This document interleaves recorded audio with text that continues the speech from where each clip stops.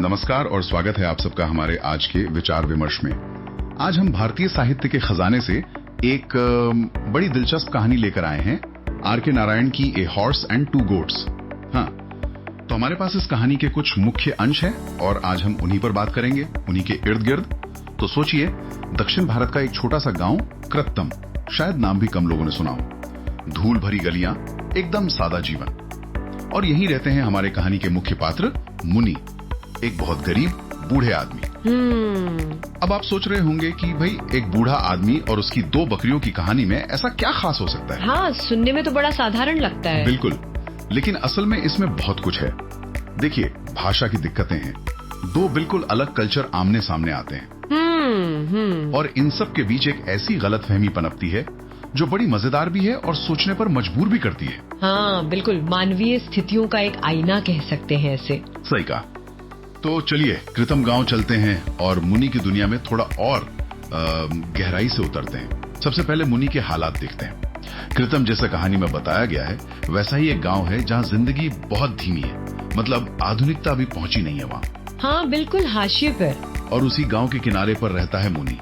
उसकी गरीबी तो साफ दिखती है, एक छोटी सी झोपड़ी, टूटी फूटी सी, मिट्टी की दीवारें होंगी, शायद फूस की छत। और उसका और उसकी पत्नी का गुजारा कैसे होता होगा? बस थोड़े से बाजरे से, शायद पानी में उबाल कर खा लेते होंगे। हाँ, और कभी कभार सहजन की पत्तियां मिल गईं तो। हाँ, तो बस उनकी एक फीकी सी करी बन जाती होगी। बस यही उनका रोज का खाना था। सोचकर ही लगता है कितनी मुश्किल जिंदगी रही होगी। बिल्कुल, लेकिन इस भयानक गरीबी में भी मुनि के पास 2 चीजें थीं जिन पर उसे बड़ा नाज था। कह सकते हैं उसकी पहचान का हिस्सा थी वो। उसकी 2 बकरियां। हाँ बिल्कुल, उसकी 2 मरियल सी बकरियां। वो सिर्फ जानवर नहीं थी, उसकी थोड़ी सी संपत्ति थी, रोज की साथी थी, शायद बुढ़ापे में बात करने वाली भी वही थी। एक तरह का सहारा। हाँ, जब कोई उसे पूछता नहीं था तब भी वो बकरियां तो थी उसके पास। मुनि का रोज का काम भी उतना ही सिंपल था। रोज सुबह सूरज निकलते ही वो अपनी बकरियों को लेकर गांव से बाहर निकल जाता। कहाँ ले जाता था? हाईवे के किनारे। गांव के पास से एक हाईवे गुजरता था। कोई बहुत बिजी सड़क नहीं थी, कभी कभार कोई गाड़ी निकल जाती थी। अच्छा। और वहीं हाईवे के किनारे एक बहुत बड़ी पुरानी घोड़े की मूर्ति थी, मिट्टी की बनी हुई। कहानी में उसका जिक्र है। हाँ, वो अपना ज्यादातर दिन उसी मूर्ति के नीचे बैठकर गुजारता था। और ये मूर्ति भी अपने आप में एक कैरेक्टर है कहानी का। बहुत बड़ी मूर्ति, एक घोड़ा जैसे युद्ध के लिए तैयार खड़ा हो और उस पर एक योद्धा सवार। काफी भव्य लगती होगी। बिल्कुल, सोचिए कितनी पुरानी होगी, कितने मौसम देखे होंगे उसने। गांव वालों के लिए तो रोज की बात थी, पर उसकी वो शान, उसका अकेलापन कहीं ना कहीं मुनि के अकेलेपन से जुड़ता था। हाँ, ये एक अच्छा पॉइंट है। मुनि वहीं बैठकर अपनी बकरियों को चरते देखता रहता और शायद अपनी पुरानी बातें सोचता रहता। तो ये रोज का एक जैसा चलने वाला सीन था। लेकिन एक दिन अचानक कुछ अलग हुआ। अच्छा। मुनि रोज की तरह मूर्ति के पास बैठा था, बकरियां चर रही थीं, तभी धूल उड़ाती हुई एक पीले रंग की स्टेशन वैगन, मतलब एक गाड़ी, उसके पास आकर रुकी। ऐसी गाड़ी कृतम में रोज नहीं दिखती थी। हाँ, ये तो अनयूजुअल था। गाड़ी से एक विदेशी उतरा, देखने से अमीर लग रहा था, खाकी कपड़े पहने हुए, धूप का चश्मा। अमेरिकी व्यापारी था शायद।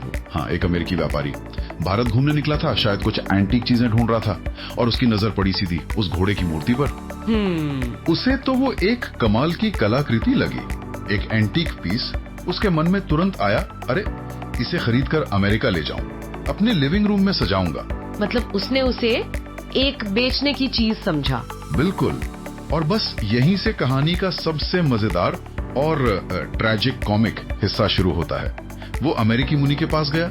मुनि तो हैरानी से देख रहा होगा उसे। अब सोचिए वो सीन, एक तरफ मुनि फटे पुराने कपड़ों में जिसे तमिल के सिवा कुछ नहीं आता, और दूसरी तरफ वो अमेरिकी एकदम कॉन्फिडेंट अंग्रेजी बोलने वाला। हाँ, जिसके लिए पैसा शायद कोई बड़ी बात नहीं। उनके बीच सिर्फ भाषा का ही फासला नहीं था, पूरी दुनिया का फासला था, सोच का, अनुभव का, हर चीज का। बिल्कुल सही। और यही फासला, यही कम्युनिकेशन गैप कहानी का एकदम सेंटर पॉइंट बन जाता है। यहीं पर वो पूरी बातचीत की विफलता दिखती है, जो हंसी भी लाती है और विडंबना भी पैदा करती है। हाँ। अमेरिकी अपनी तरफ से शायद टूटी फूटी भाषा या इशारों से मूर्ति की तरफ पॉइंट करता है। वो शायद पूछ रहा है, अरे वाह कितनी बढ़िया मूर्ति है, कितने की है? और मुनि, उसे तो अंग्रेजी का एक हर्फ समझ नहीं आता। हाँ, और यहीं पर वो सबसे दिलचस्प बात होती है। दोनों अपनी अपनी दुनिया के हिसाब से मतलब निकाल रहे हैं। अमेरिकी सोचता है कि ये बूढ़ा आदमी मूर्ति का मालिक है, या कम से कम जानता है इसके बारे में और इसे बेचना चाहेगा। और मुनी क्या सोच रहा है? मुनी, जिसकी सारी जिंदगी जरूरत और गरीबी में बीती है, वो उस विदेशी के मूर्ति की तरफ इशारों को कैसे समझेगा? वो सोचेगा बकरियों के बारे में पूछ रहा है। बिल्कुल, उसे लगता है ये अमीर साहब उसकी बकरियों का दाम पूछ रहे हैं। उसके लिए तो सबसे कीमती वही 2 बकरियां हैं। उसे लगता है शायद भगवान ने सुन ली, गरीबी दूर करने का मौका भेजा है। हाँ, ये अंदाजों का खेल बहुत मजेदार मोड़ लेता है।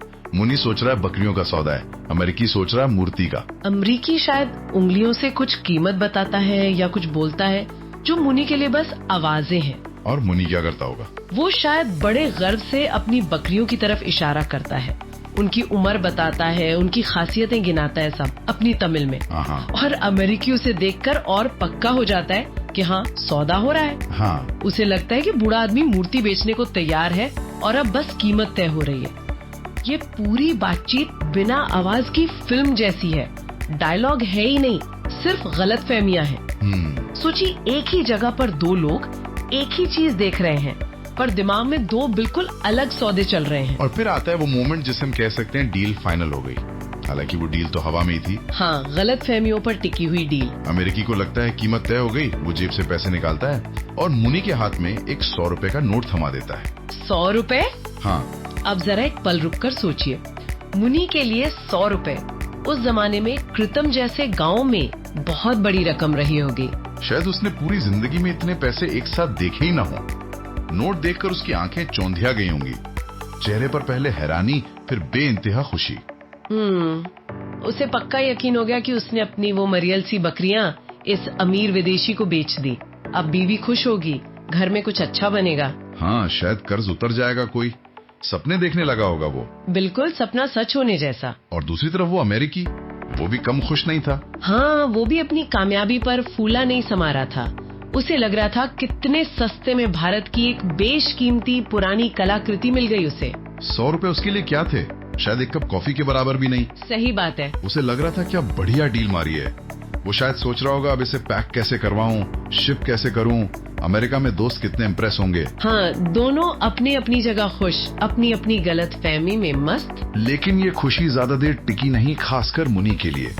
कहानी का अंत इस पूरी गलतफहमी पर एक बड़ी विडंबना भरी मुहर लगा देता है। बिल्कुल, शाम होती है, मुनी खुशी से झूमता हुआ, लगभग दौड़ता हुआ अपनी झोपड़ी की तरफ जाता है। सोच रहा होगा बीवी को कैसे बताऊंगा ये खुशखबरी। हाँ, घर पहुंचता है, बड़े गर्व से वो 100 रुपए का नोट बीवी के सामने रखता है और कहता है, हम अमीर हो गए, मैंने अपनी बकरियां बेच दी। सोचिए उसका उत्साह। लेकिन कहानी में यहाँ एक और ट्विस्ट आता है। हाँ, क्योंकि जैसे ही मुनी अपनी जीत का ऐलान कर रहा होता है, दरवाजे पर कौन आ जाता है? वही 2 बकरियां मैम्याती हुई। बिल्कुल, वो तो बस आसपास चरने गई थीं, शाम को रोज की तरह खुद ही घर लौट आईं।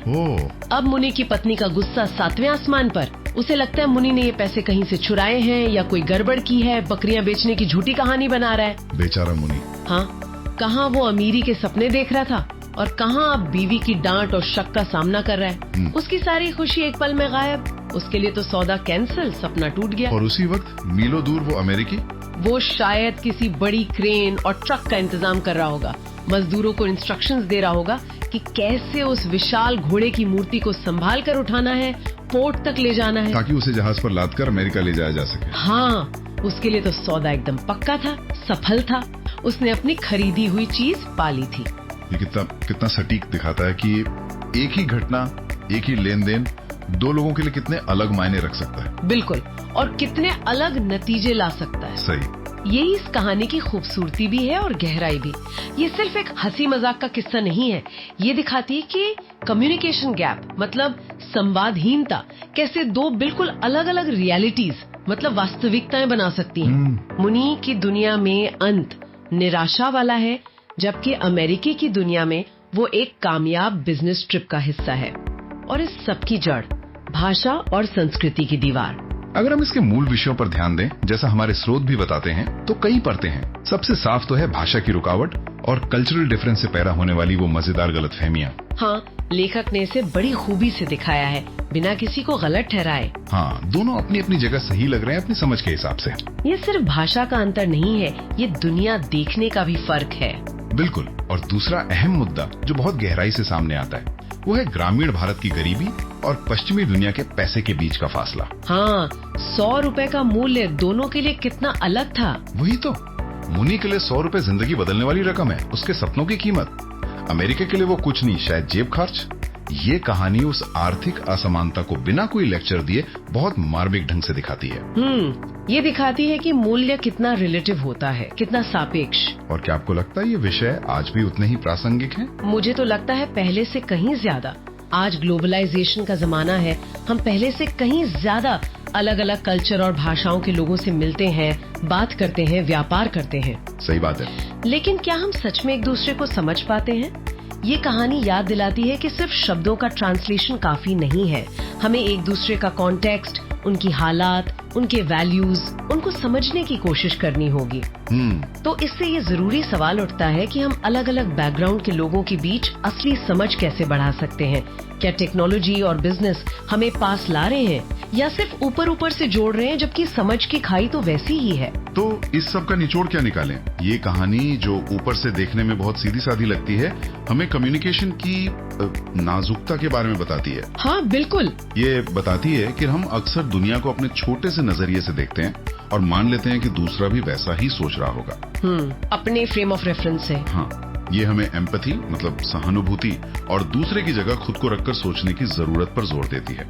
कृतम गांव, मुनि, बकरियां, वो घोड़े की मूर्ति, वो अमेरिकी, ये सब मिलकर इंसानी अनुभव की कई परतें खोलते हैं। गरीबी, इच्छाएं, संस्कृति, कम्युनिकेशन और मूल्य की धारणा। और एक आखिरी बात जो इस कहानी को पढ़ने के बाद अक्सर दिमाग में आती है, वो है मूल्य की व्यक्तिपरकता, मतलब सब्जेक्टिविटी ऑफ वैल्यू। जैसे घोड़े की मूर्ति का उदाहरण। हाँ बिल्कुल, उस घोड़े की मूर्ति को ही लीजिए। मुनि के लिए उसका क्या मूल्य था? शायद कुछ भी नहीं।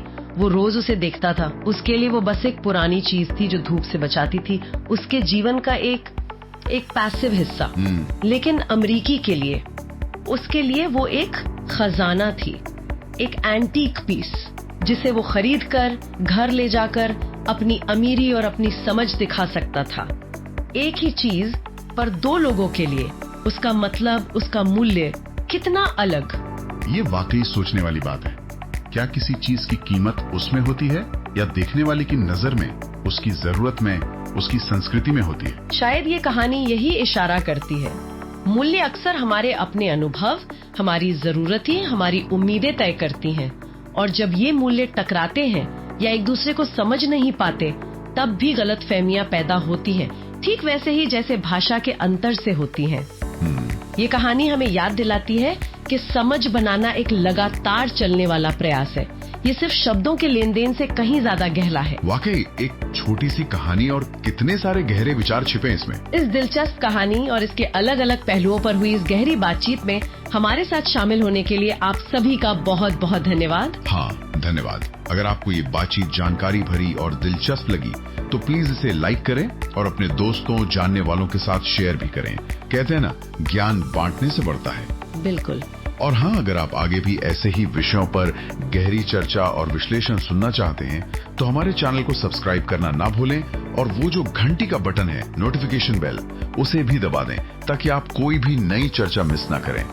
हम जल्द ही एक और ज्ञानवर्धक और दिलचस्प विषय के साथ आपकी सेवा में फिर हाजिर होंगे। तब तक के लिए सुनते रहिए और सोचते रहिए।